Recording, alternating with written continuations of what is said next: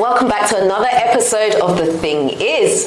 Today I have a guest with me. Her name is Sylvia, and I'm so excited to have you here actually, Sylvia, because I know a little bit about your story, but I know you're open to sharing today. Absolutely. And I cannot wait to hear it. All right. But just before we get into it, I was on Twitter this week, and I saw a tweet, and it said, "All men are scum." And I was like, oh my gosh. I was like, okay, that's quite deep. I'm not sure where that came from, but some people are saying all men are scum. What do you think about that? Ooh. I know I put you on the spot, right? You sure did. I know. You sure did. A little heads up would have been nice. No, I want to see your reaction on camera, so. To be honest, I disagree. I disagree. Absolutely. Because I just feel like there's always two sides. For every negative, for every scummy, grimy dude there is, you know, your knight in shining armor. Absolutely. And someone who is a stand-up guy who will treat you the way you deserve to be treated and go the extra mile without, you know, being asked to do it. Yeah. So, they're scummy people. Yeah. But there's also high quality people out there. I completely agree with you, absolutely.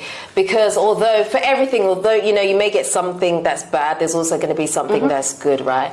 And so I think a lot of the time as well, it's about knowing yourself and knowing what you want as well when it comes to relationships.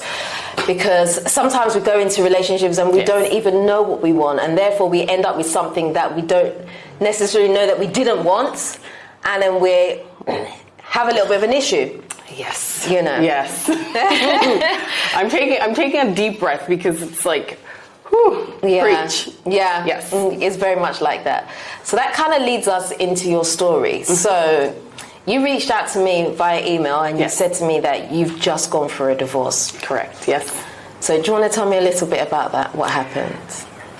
Yes, I will kind of work backwards. So the divorce was finalized in just last month in April. Oh, so soon. Yes. Okay.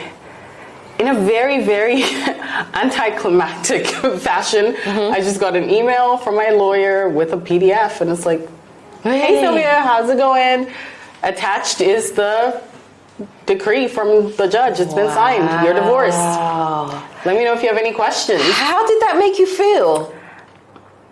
I was like, oh, is this it? It was just very... Really? Okay, so what did you expect to feel?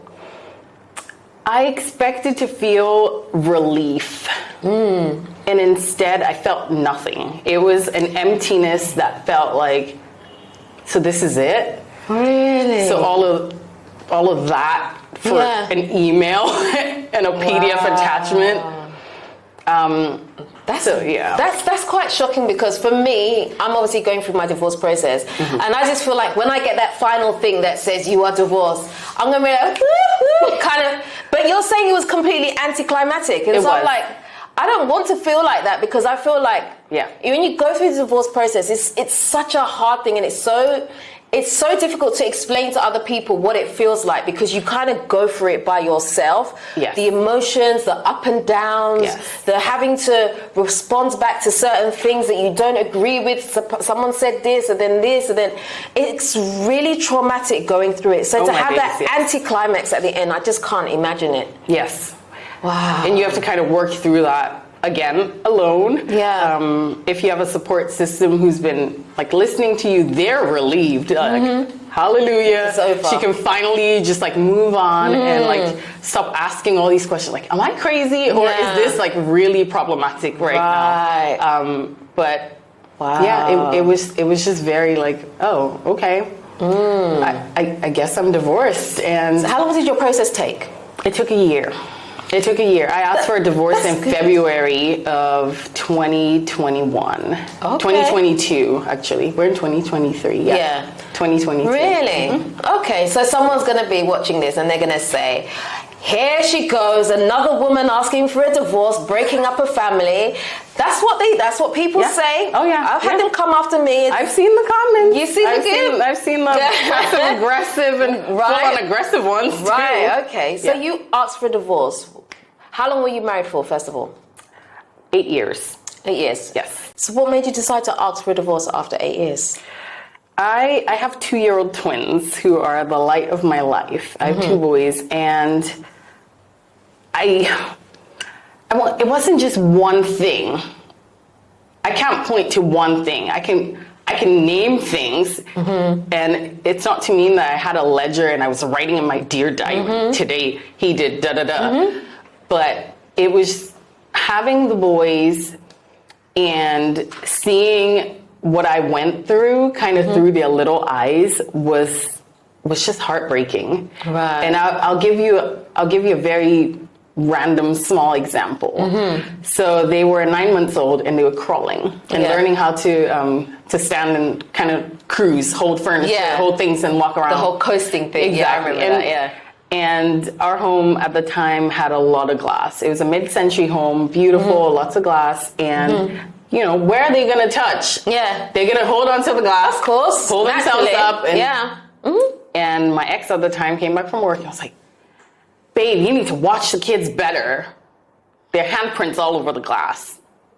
And I was like, okay, I have been breastfeeding 9-month-old boys all day. The house is clean, laundry's done, food is cooked. Mind you, I had a full-time job. Oh, you did? Yeah, I was working from home. Yeah, on the computer. Oh. So, and a couple handprints on the glass.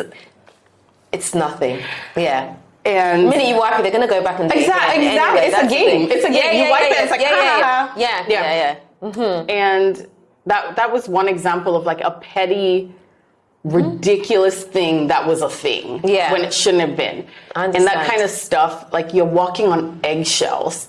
That energy of like, there's just this heaviness. When the person's coming home, you have to like prepare yourself. Like, whew, here we go again. What's it going to be? Which version am I going to see? Which version am I going to be greeting? And you want so badly, like, I'm going to look here. Like, by the time you get to the point where you ask for a divorce and say, I'm done, you have been thinking for months, if not years, about that decision. And I support you. And we need to normalize unhappiness as being a fully valid reason to walk away from something that isn't serving your soul. Yeah. And it just breaks you piece by piece. If you're with the wrong person for you. Yeah. If you're with the wrong person for you. I fully agree with you. Absolutely. Yeah. So I know some people watching this will be like, but that's the small thing. As you said, it's petty. Yes. It's a small thing. So marriage is never, I'm not saying these things against you. I'm saying what people are going to say. Yeah, they're going to say, well, every marriage has its ups and downs, and therefore it's for you to work through these little things because you're never going to be perfectly matched with someone. You're always going to have a little bit of friction. So do you feel like it was more than friction to make you want to call it a day? Of course. And I would never, I gave a petty example for people to understand that something so insignificant can cause a thickness and heaviness in the air where you feel like you're literally walking on eggshells. And imagine a full-grown woman walking. How are you going to walk on eggshells and not break something? Yeah. It's not a simple like run of the mill. I don't feel like wearing this top. I'm going to change my top. I don't like how it feels, how it looks today. I don't like this. It's definitely not like that.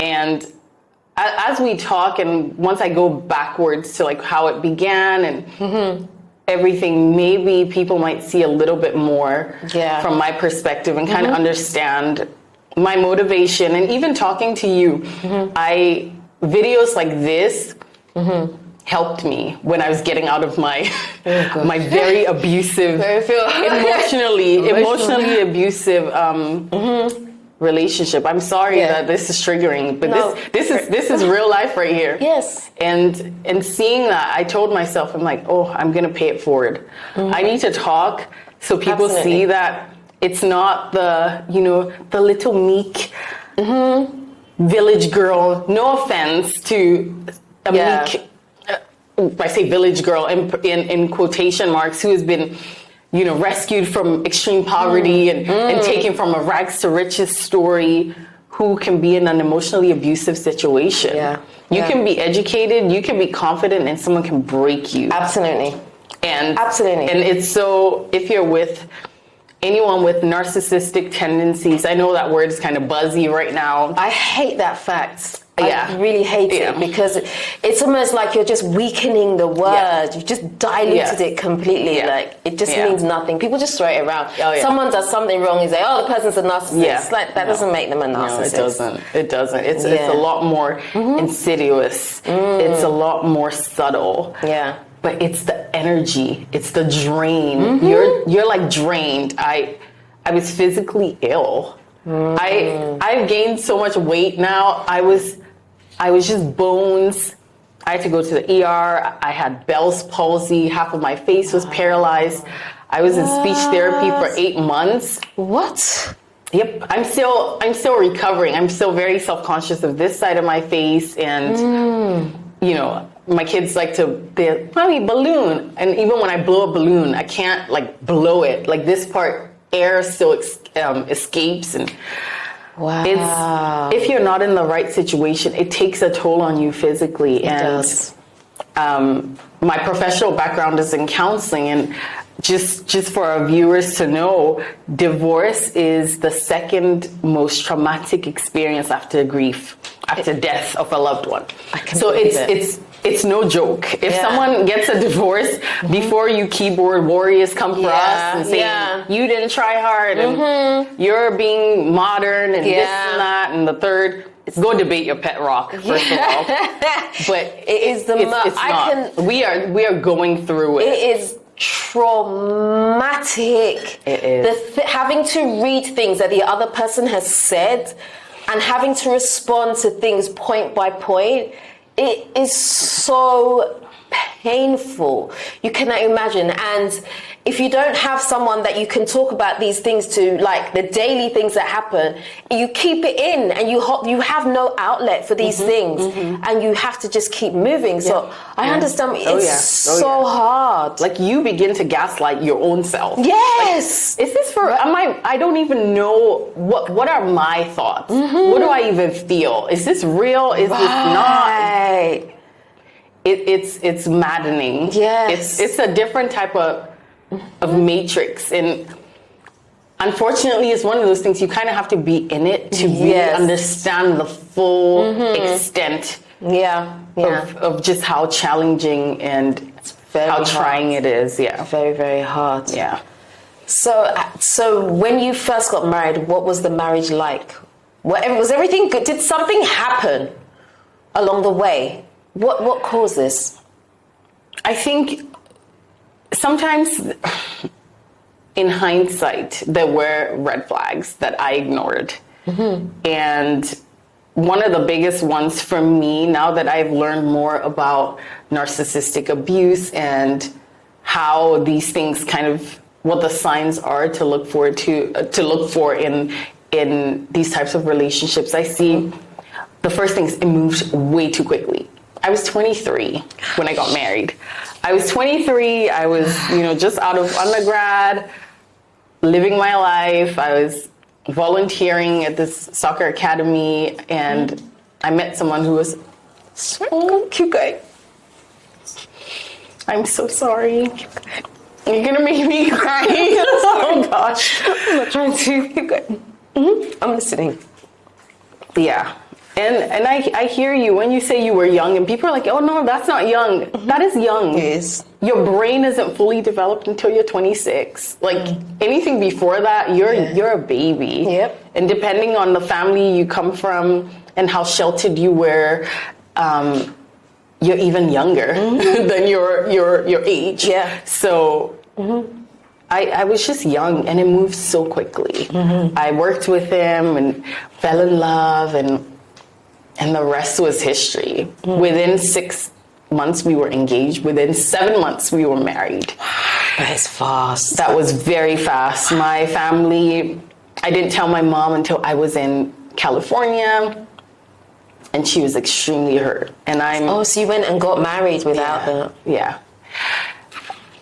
And they supported me after the fact. Like, okay, you're still our daughter. We love you, and we're gonna support you and be here for you. But that was not the way to be done. Yeah. For it to be done, they didn't even know his family. I just went with love. Yeah. I just went with my heart.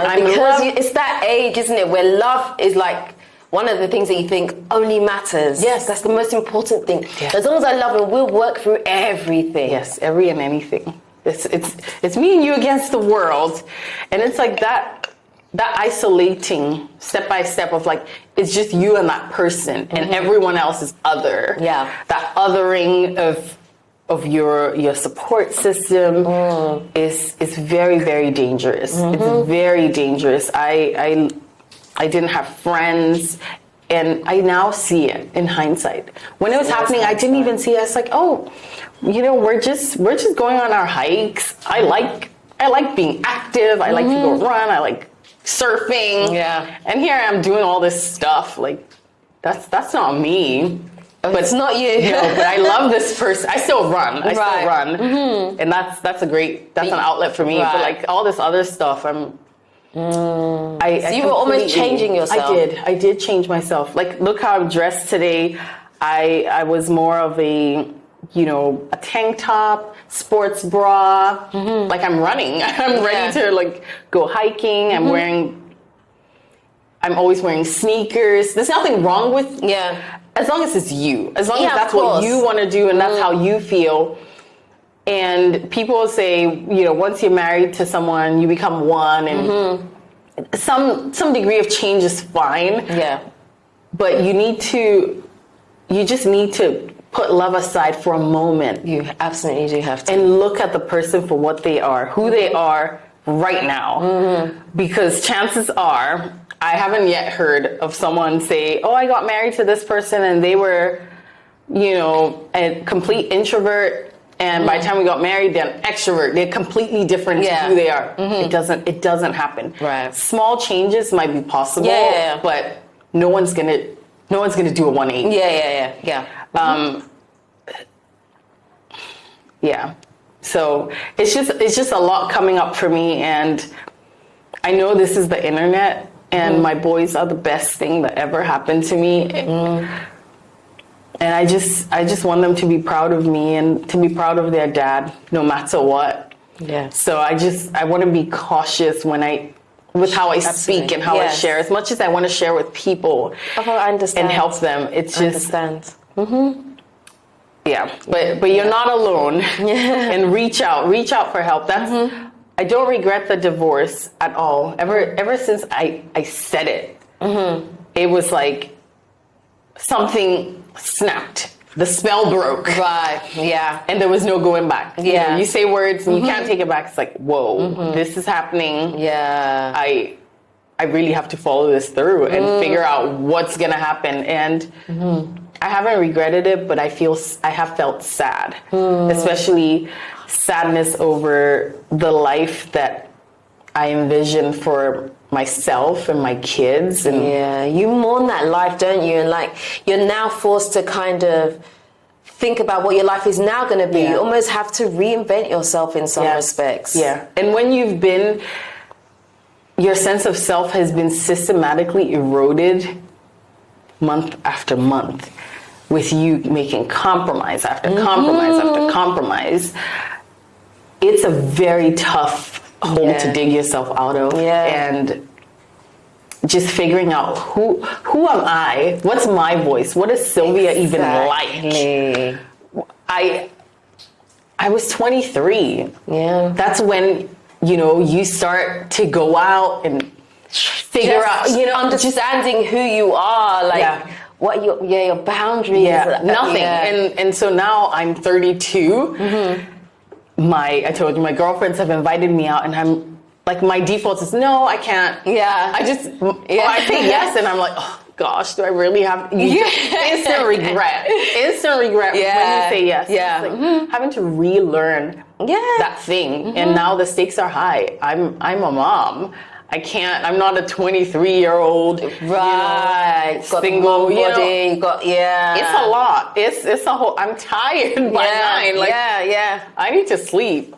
Because I'm going to be waking up at, mommy, it's just a lot. It doesn't stop. And there's just sadness about the, like you said, mourning that life, mourning the time that's been lost that I will never get back, and mourning the innocence that I had to pay to be the woman I am right now. And it's just, completely understand. I'm forever changed. Yeah, you are. But you always have to remember that sometimes you go through these experiences for a reason. Yeah. Maybe somewhere down the line, all these things are going to make sense. Yeah. It happens because you're going to use it for something. True. Do you know what I mean? Even if you only change one person from your experience, it's worth it. Yeah. It's for a reason. So That's don't true. look at it like this terrible thing happened and whatever. As you said, you've got your boys out of it anyway. So you're walking away with something. Yes. Yes. And as painful as it is for them, I would go through what I did, but the scars have been, I don't know. I don't know who I would be now. I just don't know. And it's so painful to like think who I could have been. I fully get you. Yeah. Like, I'm so reading between the lines of what you're saying, and I fully understand what you're saying. Yeah. It's hard. Yeah, very. What do you think was the final straw for you? Because I always say that when it comes to someone going through divorce, everybody has a line. So some people's line is not necessarily cheating. Yeah. Some people's line is not necessarily the person's continuous lying. Yeah. Everybody has a line. What would you say your line is? What was it for you? The line was it was just continually moving. The goalpost was shifting. So there's someone on YouTube I would suggest you watch. Her name is Dr. Ramani, and she's a specialist in narcissistic abuse. And just watching her videos gave language to the things that I was feeling. And there was something called future faking, which is just the promise of a future. The person that you're with, if they have these tendencies, they're experts at reading a person and what makes you tick, what you love, what they can, just enough to keep you right for the next step. And for me, my why was kids. Like, I always wanted to be a mom. I volunteered at the children's home once a week. I wanted to do for 2 years. When I was in undergrad, I went to school in Accra, and before we moved somewhere to the outskirts, when we were in town, I would go to those two children's home every week for two years. Wow. And I just loved it. I loved kids. It's like, I'm going to be a teacher. I'm going to do this and that.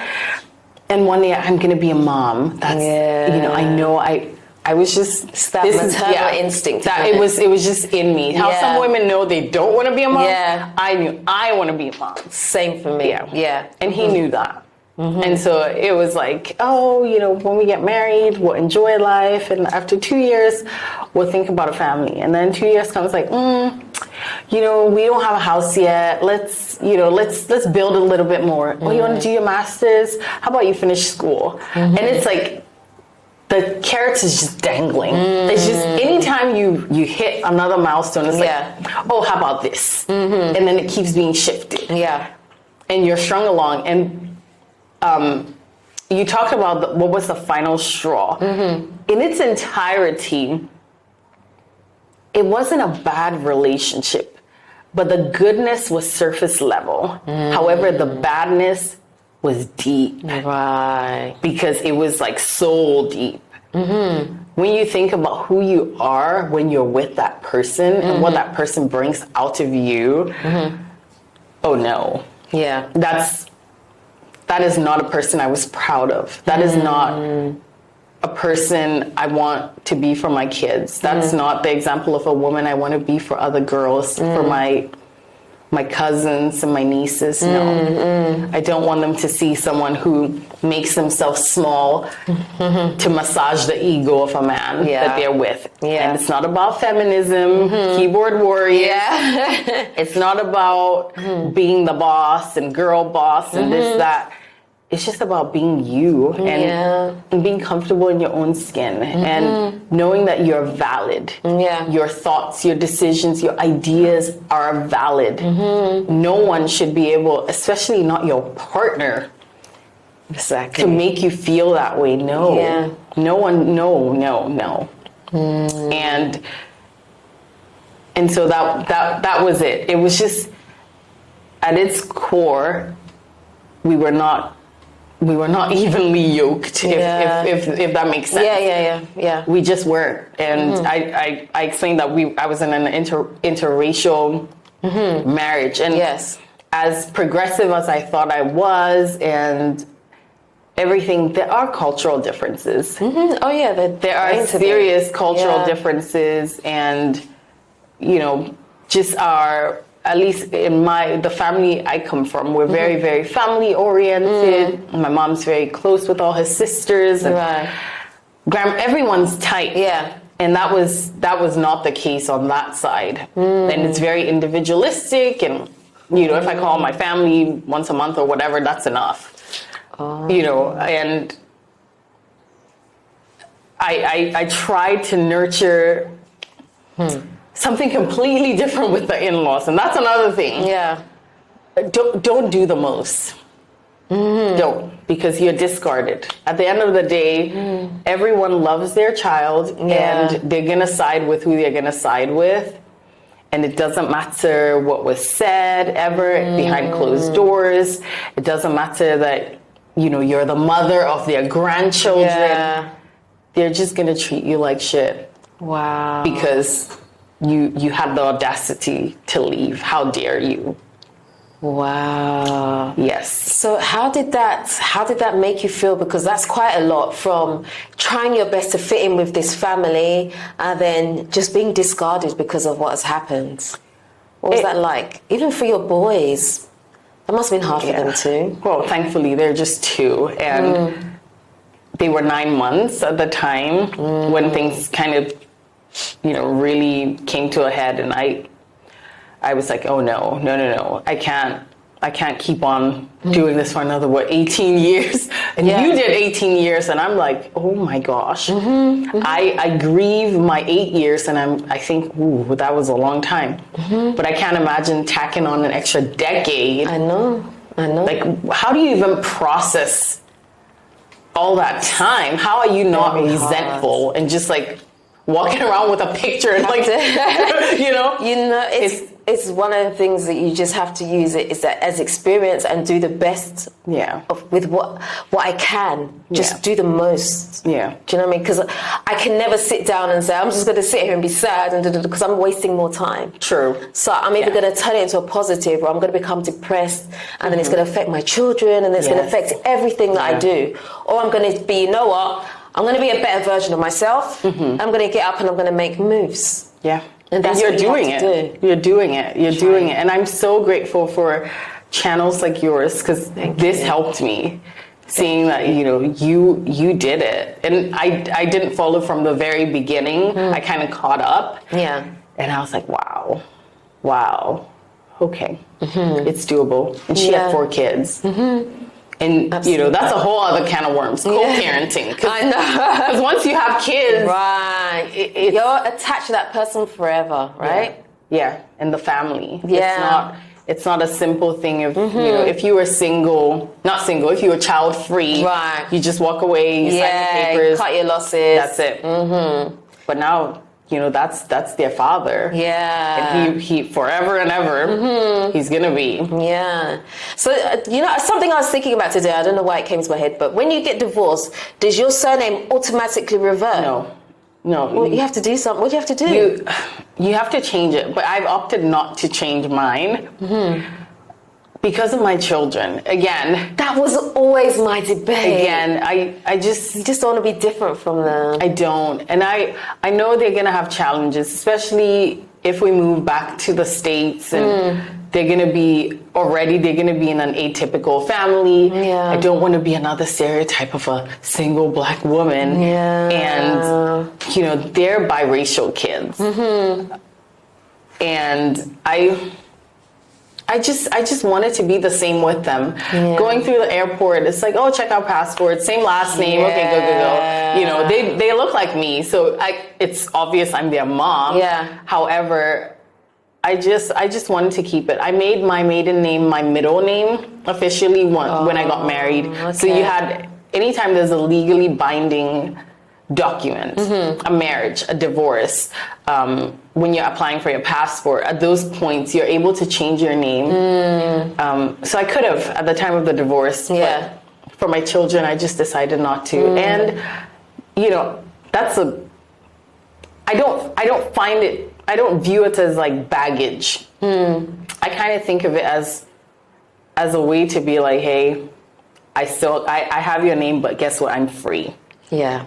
And I do with it as I please. Yeah. Wow. Yeah. So that's kind of where I'm at with that. Maybe one day I'll change my mind. Maybe one day I get remarried and I decide to change my name again. Yeah. I'll just go to my maiden name and just like be my own person. Yeah. But for now, for the sake of my kids, I've decided to keep it. Yeah. Oh, that's perfectly fine. There's nothing wrong with that. Yeah. I think Did you change yours or? I'm still going through my divorce, so yeah. I would like to, but again, I've always said that I don't want to also have a different surname to my children. Yeah. So that's a hard one. So I think it's something I probably have to think a bit more about. Yeah. But honestly, I would just like my surname back, my feel maiden you. name. Yeah, and just like.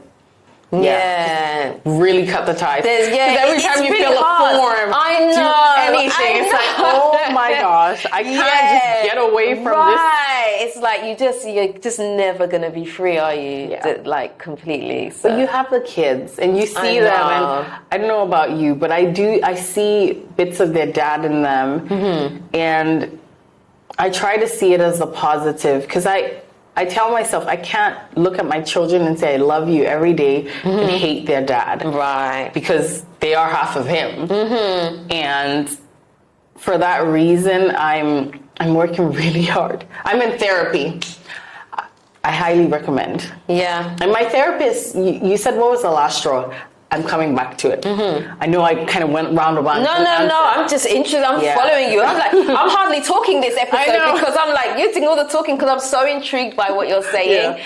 So go ahead. And she asked me, because for several years, since I was a counselor, I knew I had to be in clinical supervision. So kind of like counselors have to be in therapy to like discuss their cases and that makes sense. Process everything that they're going through.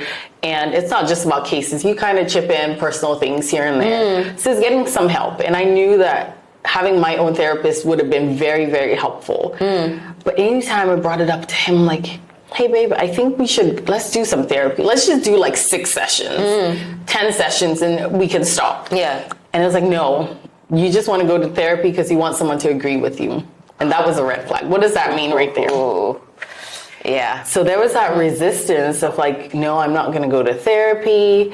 And another red flag. But finally, I just had to, after I had the boys, for my own mental health, the gaslighting, I just couldn't. It was not postpartum depression. It was not. Yeah. It was not anxiety over them. It was stress. Yeah. Over my marriage and the person I was with, and trying to not upset him, especially when you have newborn twins who are crying and poopy and spitting it's up. It's a lot of work.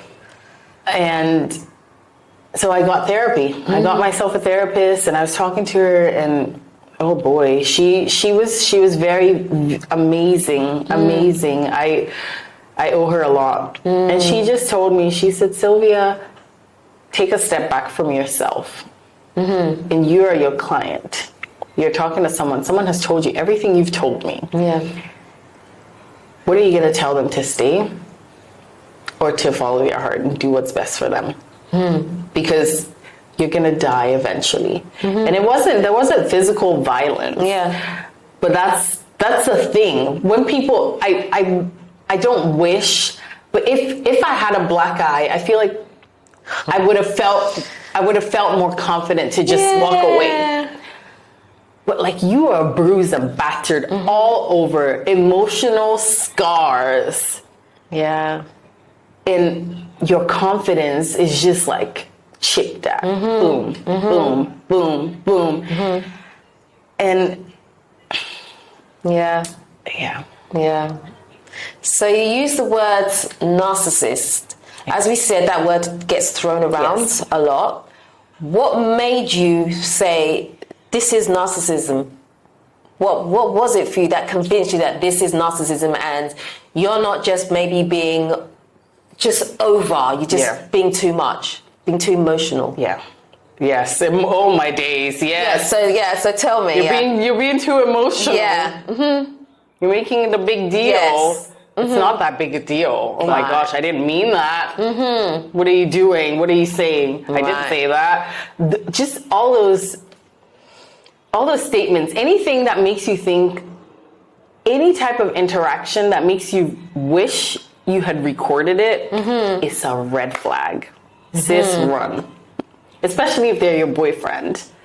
If you haven't gotten too deep to like a contract legally binding level of marriage, or like if you haven't had a baby with them, because you could have a baby with them and not be married. And that's also a whole other entanglement.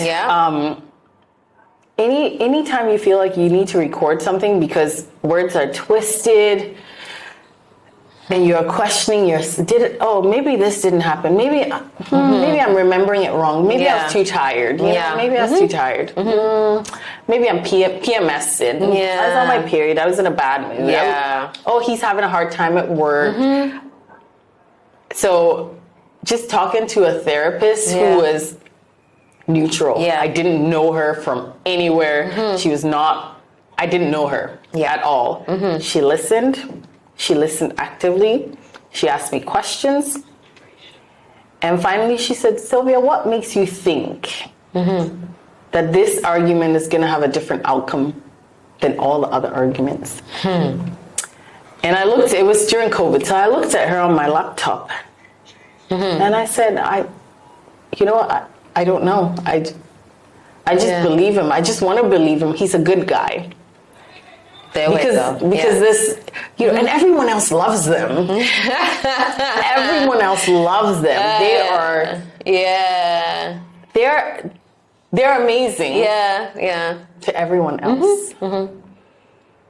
And it's like, whoa, what? No, you guys have the perfect relationship goals. And it's not that we're pretending. No one's gonna, video their fight with their spouse or their argument with their spouse and put it out there. No, that's crazy. No one's gonna do that. And especially if you're in a narcissistic relationship, you would. Oh my days, no, you would not. Because that's going to be twisted. Even if there's evidence, somehow you have misinterpreted it. You are being too emotional. You don't remember it right. If someone is telling you how you should feel and how you should be remembering things, that's a red flag. That is. So my therapist just asking me why I thought the outcome was different and asking me to imagine what I would say to another person if I were you and you had told me all my experiences, what would I say to you from a completely neutral perspective? That just opened up a whole other level in my brain. And it was almost like, I didn't even know that was an option. In my family, you don't get a divorce. Marriage is for better or worse. Especially African marriages. You don't. And emotional abuse. Oh, he didn't beat you. He doesn't beat you. What are you talking about?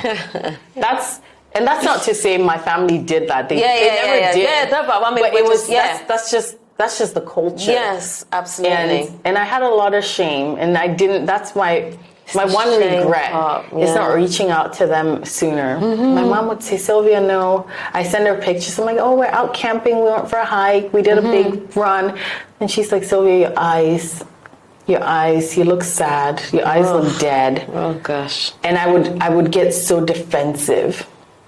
I would get so defensive and so offended. Like, what does she know? She knows you. Yeah. And if people you love and trust are telling you, oh, you're changing, you're not who you once were. We all evolve, and that's fine. But if the essence of you is being eroded, you just need to be humble enough to cut your losses. Yeah. Because there's still life to be lived. Wow. So how did you feel when you finally made a decision to say, I'm gonna ask for a divorce? How was that hard for you to do? Very. Because that morning he went to work, and he gave me a kiss, walked out, and when he gave me that kiss, I was like, oh, this is the last time our lips are gonna touch, and I know it. I had decided that morning. I wake up at 5 a.m. I'm one of those people, and I have my coffee and just do my own thing before everyone wakes up. And I knew that was it. I didn't want to say it after a fight. I didn't want it to be like no. It was, we were good. I'd cooked a nice dinner. I packed his lunch for work. I used to pack lunches. I did the most. I did too much. I did too much. Yeah, and there is such a thing as doing too much. Yes. There is. There really is. Yeah. And with a grown man, girls, please. Yeah. You don't need to be doing all of that. Yeah. Especially when you're also you contribute. Yeah. You're not just staying. You're not just a stay-at-home mom. You're also working. Yeah. You're looking after. You're doing. Yeah. Yeah. It's a lot, but yeah, he came back and I knew. I greeted him. It's like, oh, I'll take your lunchbox, like I do. I packed the lunch and I washed the dishes, and I need to talk to you. And he's like, oh, you sound serious. Is everything okay? And I didn't give him a kiss. He gave me a hug. And I said, yes, everything's okay, but I want a divorce.